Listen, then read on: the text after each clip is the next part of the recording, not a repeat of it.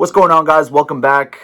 Another Tuesday means another NFL edition episode of Tincho in the morning. We're going to recap everything that happened in the wild card round of the NFL playoffs, including some surprises, some blowout wins, and some teams that we were not surprised to see them lose in the first round. So all of that, we're going to try to do it in 60 seconds, but there's a lot to cover, so I'm not sure we're going to be able to do it in 60 seconds. Regardless, we got everything set up. Let's kick it off.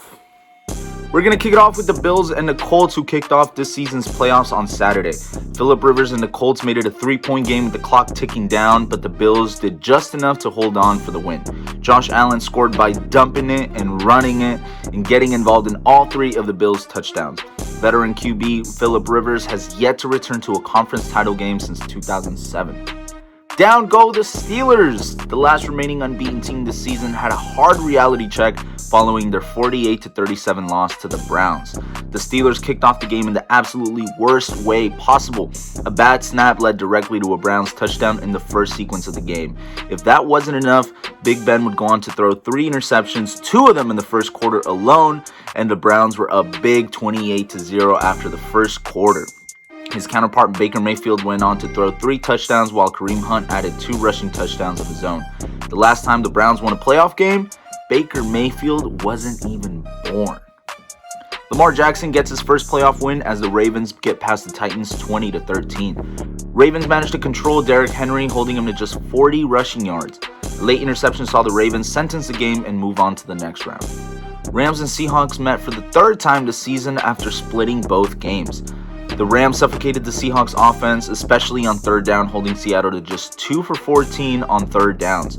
Jared Goff completed just 9 attempts all game, but it was Cam Akers' 131 rushing yards and a touchdown that helped the Rams move past the Seahawks. Saints welcomed the 7-seeded Bears on Sunday afternoon. After a hot start, Trubisky and the Bears would struggle to put up points on the board against the Saints team that held them to just 239 total yards of offense. Meanwhile, Breeze threw for 265 yards and a touchdown, while Alvin Kamara was just 1 yard shy of another 100-yard game. Bears would go on to score a touchdown as clock expired to make it a more respectable score, but the Saints would still come away with a dominating 21-9 win. Lastly, the Bucs traveled to Washington to face the 7-9 Washington football team. A dominating performance by Tom Brady and the Bucs offense as they took care of Washington 31-23. Taylor Heineke threw for 300 yards in his playoff debut, but Washington simply could not get the run game. Bucs went deep into their bag, having 3 different players score in the game, including some dude that you might remember by the name of Antonio Brown. Moving on past the wild card round, looking forward to next week. Both number 1 seeds will be in action this week as we move into the divisional round of the playoffs. Chiefs and Packers will be hosting the lowest remaining seed. As we take a look at the bracket, this is where we stand.